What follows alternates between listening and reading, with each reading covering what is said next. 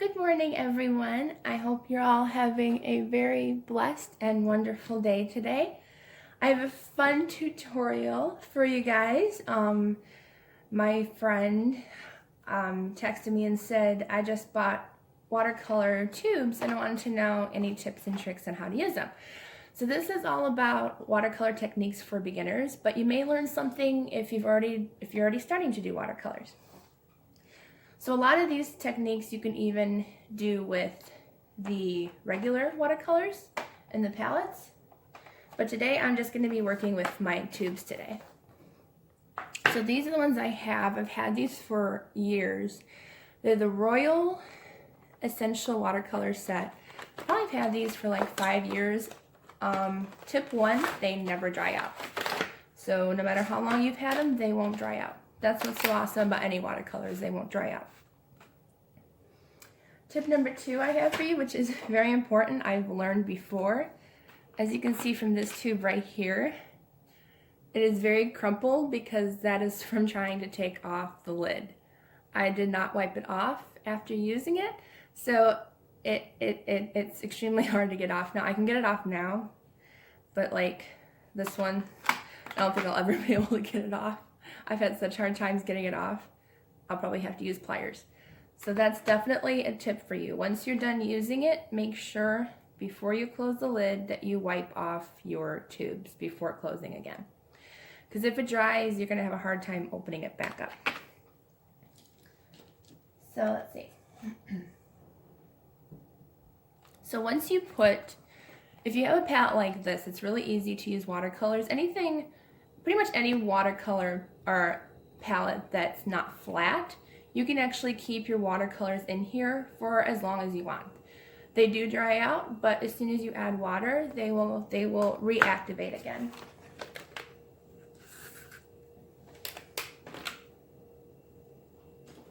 So what I'm going to do is I'm going to put a couple different colors here just to show different techniques that you can do. I'm going to put some purple, and another tip is when you put watercolor in your palette, you don't want to fill up this entire circle here. You don't need that much. A drop goes a very long way. So you just want to put just not even like a dime size, like that. That's it. That's all you need. A lot of people think you have to fill up the whole thing. You don't have to. I'll leave my tubes open, that way I can wipe them off later. And I'm going to add some of the blue. Yeah, you really don't need that much, which is really cool. And I'm trying to pick all darker colors so you can guys see what I'm doing. And I'll do some green. Okay, so I'll do green, purple, and blue. That sounds nice. Okay.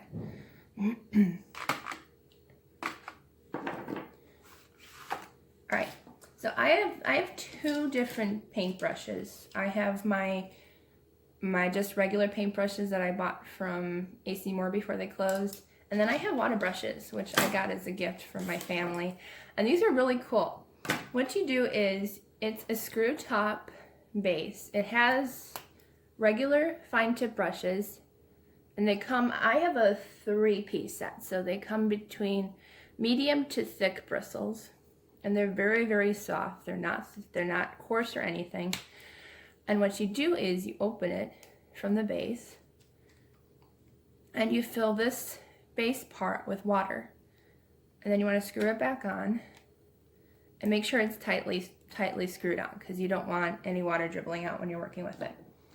So I'm going to do 2 different, so you can do the same thing with a regular brush, but I'm just going to use these because these have water in it already. But what you can do is, to get water from here to here, you just squeeze the body part, the clear part here. And you're just going to fill up where you put the watercolor, and you're going to fill it with water. So I'm just going to squirt it in, and you can see that I'm getting some water in. And I'm going to do that with all of them. I am a lefty, but I'm having a hard time squeezing left-handed. But yeah, you just want to fill up as much as you want. I'm probably not going to fill it up that much.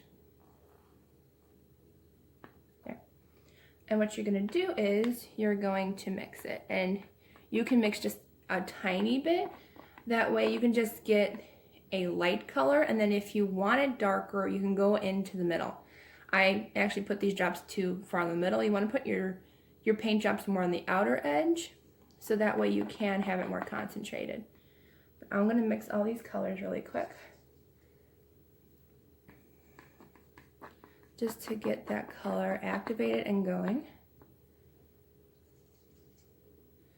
And what's nice about water brushes is they're really easy to clean, like just wiping it on a napkin or anything, and the color just completely comes off of it really fast. Show you that you have. So what we're gonna do is, the next tip for you guys is, if you just want to create just a regular watercolor painting on just regular paper, not in your journal or your Bible, because those are fairly stable, but because it's on paper, we're going to tape it down on either a piece of large white paper or just something to make sure it sticks down. Because if you don't stick it down, your edges are going to curl up on you and your watercolor is going to spill over the edge. You don't want that. You want all your color to stay actually on there. So what we're going to do is just take some washi tape. You can also use regular masking tape. And you're going to go just around the edges, like so. It's really quick and really fast. It doesn't have to be perfect or anything.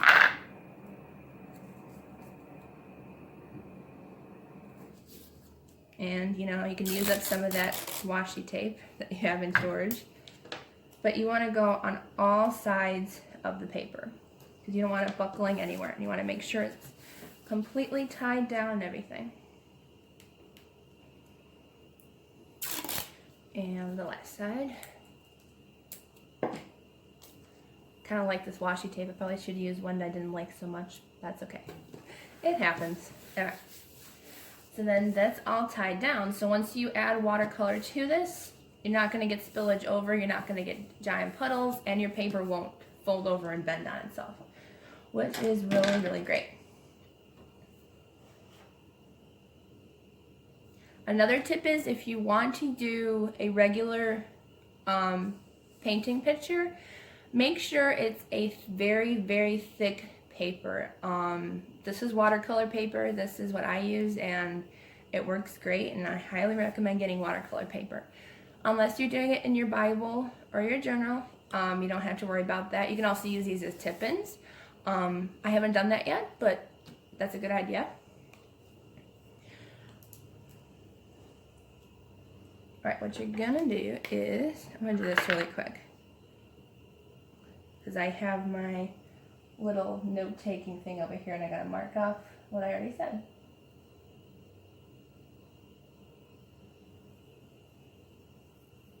Okay, so a tip here is, you don't want to use a ton of water. I like these paint brush fillers because you can control the water pretty well, because you don't want your paintbrush being overly wet. So what you can do is you can just literally just take it. I'm gonna move this really quick. There you go. And just make sure it's not super wet when you go in. You can just dry it off and go into here. Now, there's a couple tips on how to press down, because I'm not sure if it's going to do it so much with watercolor paper, but I know that I'm going to use the blue because it's a little easier to see.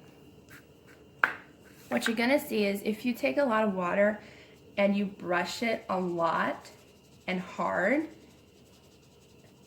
you're going to start seeing pilling come up on the paper. I'm going to show you a close-up of it. See how I'm getting these little pilly pieces? If you see that you're brushing too hard on your brush and it's picking up the paper and not moving the color around, the more you do that, the more you will create a hole actually in your paper. Let me get more of the pilling so you can see there. You can see it okay? But yeah, you're going to get pilling, and pretty soon you're going to get a hole in your paper, and you don't want that. So what you want to do is, you want to do it very lightly. You don't have to use a lot of water, and you don't have to like scrub over and over like a colored pencil or a marker. You don't have to do it that way. Just 1 or 2 strokes, that's all you need in watercolors. That's how concentrated they are and everything. And it's pilling because I still had pilling on this one, so I'm not going to use that brush until I clean it properly. Yeah, it still has pilling from the last time. That's okay though, we'll use a clean brush. We'll just, there we go, this one's clean. Make sure your brushes are clean. If pilling happens, just use a different brush or clean your other brush. And then you can just do 1 or 2 lines.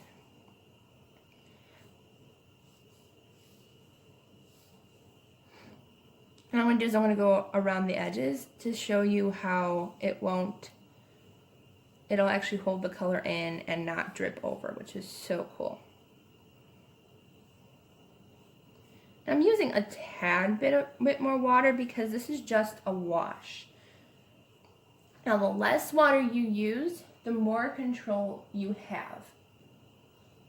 So if you have less water on your brush and you wipe it down a little bit, you're going to have more control over what your paintbrush does.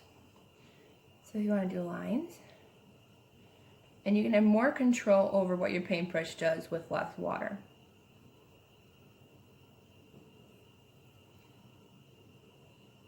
Now the more water you have, the less control you'll have over your paintbrush. And the more it will tend to pool and tend to get in there. Now this is a darker color, which you can do, but it's going to take a lot longer to dry. And also you're going to have a hard time blending colors as well. Now we're going to talk about blending colors now. Now, this one's a light one, so it should be dry very, very quickly. What you can do is, before it dries, you can actually blend if you want. So you have like a kind of different technique you can do where like it'll mix in together with the colors. So you can do like a different shading technique or anything. So you have an entirely different color if you want to blend in colors that way. So you can do it this way. Or since this one's since this mark or the marks on the outside are dry, what you can do is, once it's dry, this technique you can't build colors around it, because since it's wet, if you wanted to do like a border, say, and go like that, it's gonna bleed into your color, which can be a really cool technique, but if you don't want that, it's gonna happen if you don't let your layers dry in between. I've done that before. That's how I know. But if you have a space that's dry, like say here or here, this one's dry, you can go around the edges very lightly. You do not need a lot of water. You can go around the edges and add a different color into it. Like if you want 2 different colors next to each other, and you can go around, and it doesn't create any bleed through happening here. So you can have 2 colors side by side and they don't bleed through. And I'll show you a close-up of that. See how this one has no bleed through going into the blue, and this one does because I didn't let it dry, which can be a cool technique. I actually really like mixing colors. I should mix more. I usually don't, but they're really cool. Actually, I do. I lied. Or I didn't think. All right. The next thing I want to share with you is having to dry a brush. So I'm going to use a different brush here. And what's going to happen is, it's a cool effect if you want to do it. But if you have too dry a brush, I'm going to try to get some color. It's going to cause streak marks like this, where it's going to look more like fur or grass, which is great if you're looking for that look. So that's when you can tell you don't have enough water on your brush. It's when it starts looking grassy, it starts looking more like fur. It's really cool if you want to like paint a animal or grass in a field, and that's a really, really great technique. But that's when you know you have too little water, is when it starts looking like this. All right, next tip I have is, okay, I'm going to use this paper. It's not watercolor paper, but it is a thicker paper, so I can still use it to show you guys techniques since I kind of used up my entire paper here. So I'm going to move over to this section. Now there's two different techniques you can do, and these are really cool. What you can do is you can do water or wet on wet or wet on dry, and I'll show you what that means. So I'm going to take my water brush. What you're going to do is you're just going to use regular water. This is the one I think I used for that, and that's why I'm causing pilling here. Okay, so you're just going to take a little water and you're going to brush the area. So you don't want it super wet, you just want it to where it's glossy and shiny. And you just want a little water going in. And then that's just water. So then you can take your brush and you can wet it in a color that you want. I'm going to use green because I haven't used green yet. Let's use green. I love green. Okay. So we're going to use the green.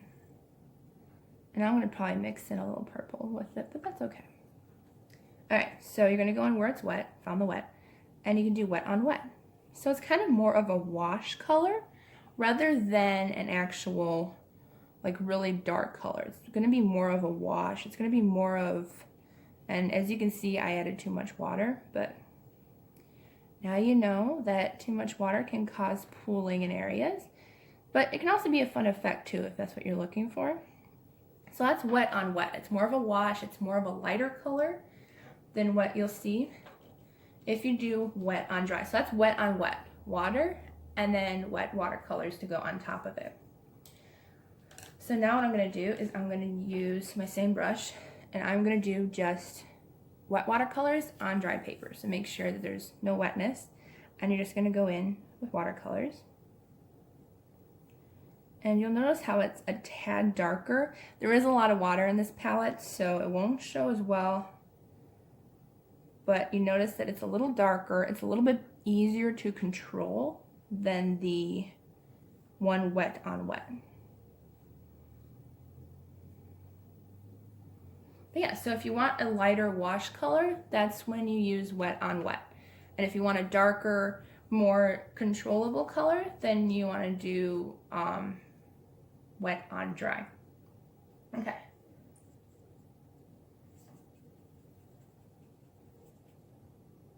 And I think that's all the tips I have for you today. I thought I had a few more, but that's pretty much it. I'm going to lift this up and show you guys there was no bleed through underneath before I forget. Otherwise, I showed you this for nothing. No, I'm just kidding.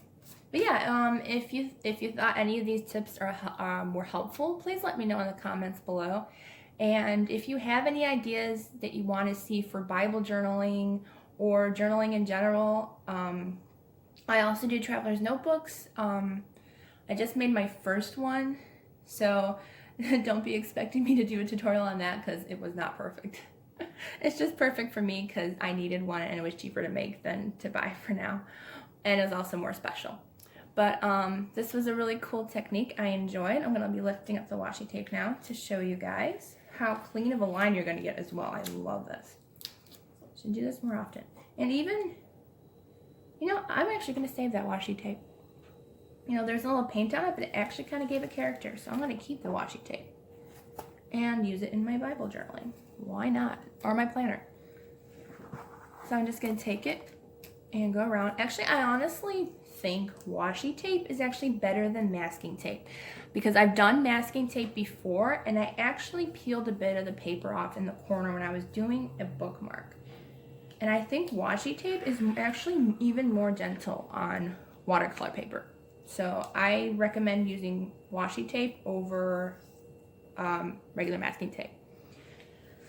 And now I can show you up close. There was no bleed through underneath your tape and the color stayed perfectly in where I painted. So yeah, that's all the tips I have for you. If you'd like to give me a thumbs up, if you want to follow me on Instagram to show, I'd love to see if you tried any of these techniques in your Bible journaling or planners or even just regular watercoloring, I'd love to see it.